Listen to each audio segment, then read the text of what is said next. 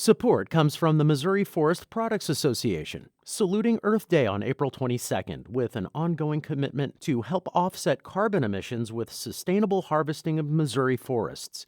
Details at choosewood.com. It's Tuesday, October 4th. This is The Gateway. I'm Wayne Pratt.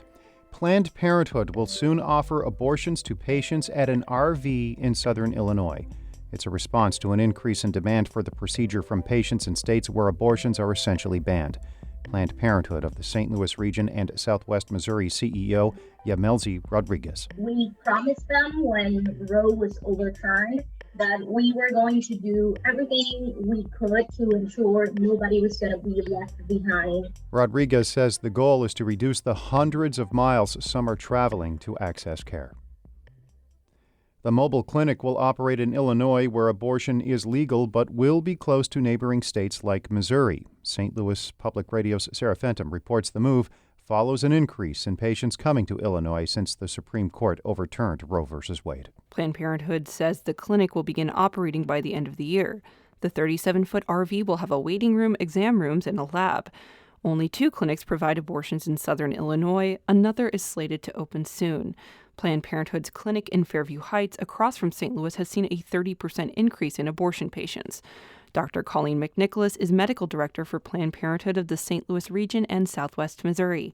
She says the mobile unit will initially offer medication abortions. We do have plans in likely the first quarter of the next calendar year to think about how we can expand to first trimester procedural abortion. She says the mobile unit will have security to keep patients and workers safe.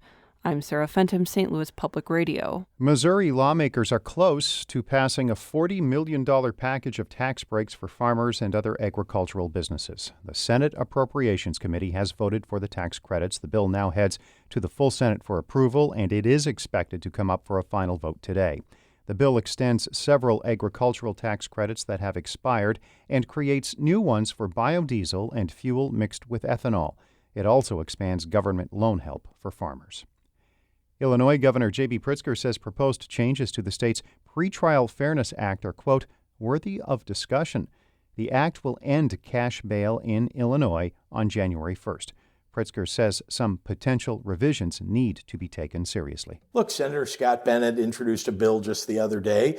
There are aspects of that I think that are reasonable. He's a former prosecutor, somebody who cares deeply about maintaining the act, but making sure that it gets applied appropriately. One change proposed by the Democratic state senator would revise the act's definition of willful flight. The language would define a prior non-appearance in court as, quote, conclusive evidence of future intent to evade prosecution.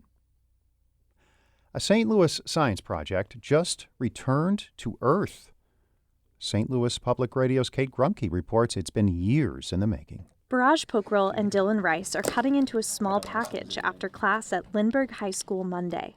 They pull out a palm-sized clear cube filled with colorful squares of plastic. The cube had just gotten back from a trip to space on a NASA suborbital rocket. The students were hoping to find out if 3D printed plastic could be used in space. When Pokerill and Rice first started this experiment, they were in middle school. After 3 years, a pandemic, and temporarily losing the package in the mail, Pokerill could hardly believe the project was almost over. It's kind of surreal at this point, honestly, that it finally came back after going to space. But yeah, it feels unreal. So far, Pokerill says it seems like the plastic held up well. I'm Kate Grumke, St. Louis Public Radio. The St. Louis Blues are launching a Hall of Fame. There are 10 automatic inductions, including the 8 players whose numbers have been retired by the hockey team. Fans will be able to vote online for another selection. Head coach Craig Berube says it's important to honor the team's history, which dates back to 1967. Anytime, you have something like that, you recognize people that deserve to be in there and that played for this organization, that put in time and played special hockey here. The complete first class will be announced October 15th when the Blues are home against Columbus.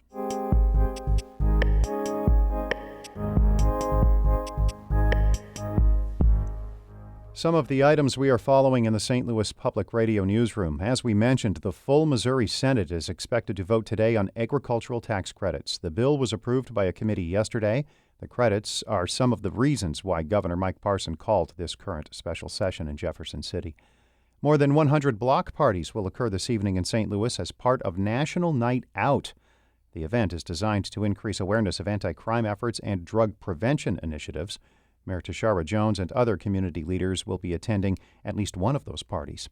And Illinois is bringing its unclaimed property initiative to the Metro East. The iCash program will be at the Wood River Library this afternoon and in Caseyville tomorrow.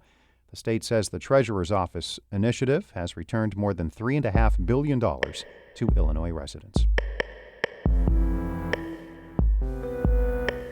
The Gateway is a production of St. Louis Public Radio, a listener-supported service of the University of Missouri-St. Louis.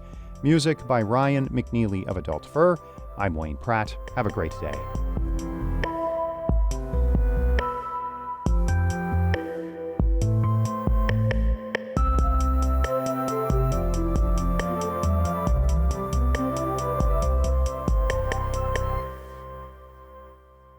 Support comes from the Missouri Forest Products Association, saluting Earth Day on April 22nd with an ongoing commitment to help offset carbon emissions with sustainable harvesting of Missouri forests.